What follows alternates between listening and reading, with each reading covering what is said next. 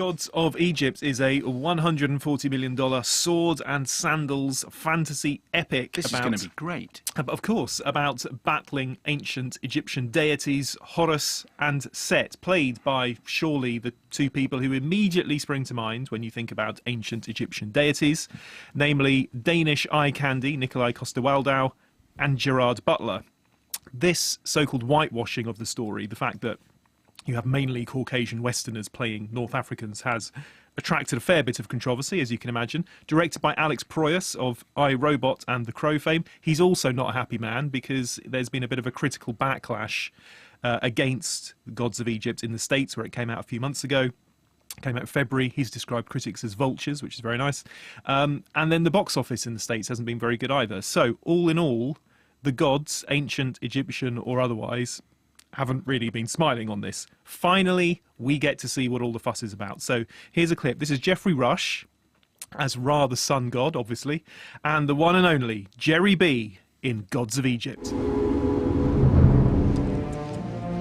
What do you want?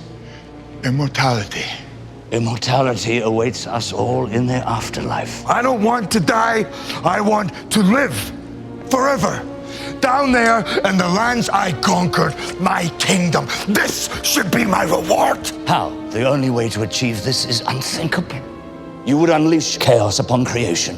You would destroy everything. Not destroy. Reshape. I will take your place, but it won't be sitting on some damn boat.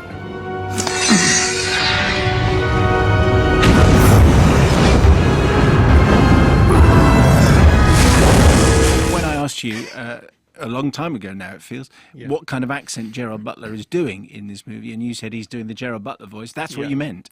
That's the full-on Gerard Butler voice. It's actually a pretty special film. It is a bona fide, you don't see it very often, roll up, folks, this hasn't happened in a while, Turkey. I mean, it really is a proper 100% stinker. Dated and unintentionally funny and camp, and I actually sat there thinking, is this for real? Because this is 2016. This is the era of J.J. Abrams and the Hunger Games and Marvel and all these big, sexy, exciting, slick blockbusters. And Gods of Egypt is trying to compete with that. That's exactly what the kind of movies it has in its sights, wanting to be a new, modern franchise. But it's so wooden and it's so ill-conceived. However, what I will say is this: because it's so gobsmackingly bad, I actually started to enjoy it.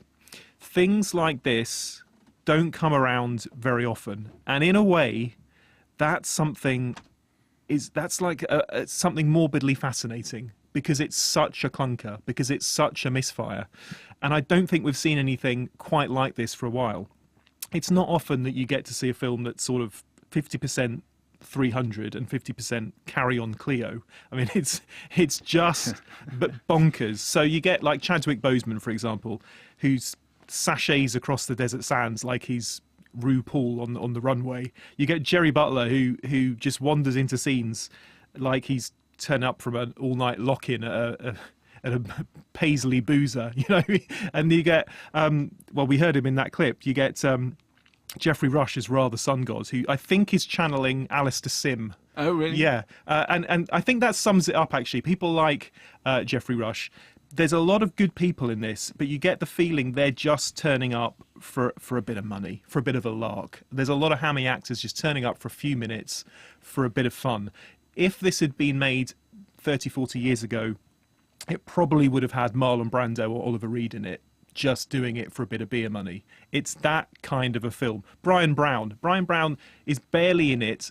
I could only think of Rod Hull when I saw him. He's like channeling the spirit of Rod Hull. It is bonkers and bad. Rufus Sewell, who likes to turn up in these kind of movies, obviously turns up in this movie. And he just raises his eyebrow enough for you to think, hang on, Rufus Sewell knows. He's in on this joke. He knows that actually this isn't very good, but if we just sit back, enjoy the ride, have fun with how ridiculous it all is, there is something there. And that was ultimately what I had to do. Some of it is boring, all of it is very stupid, but if you embrace that ridiculousness, it does make it much more entertaining. But it is very camp, and it's very silly, and it's very OTT, and I don't want these kind of films every week, and certainly Hollywood wouldn't, because it would bankrupt studios left, right and centre. But every now and then, something that is so weirdly out of place and out of sync with the mood is quite entertaining. Who takes the blame? I mean, is it bad script? Is it bad directing? I know you're going to be characterised as a vulture here, but... Yeah, well, I think there have been plenty of other vultures having a go at Gods of Egypt before me. It's a bit of both. I think ultimately these things start with the script, and there's a lot of very clunky dialogue in it. There's just not really an idea about what sort of mood to have. And I think you have to decide from the off where you're going with this. Is this pantomime or is it cool? And this doesn't really know.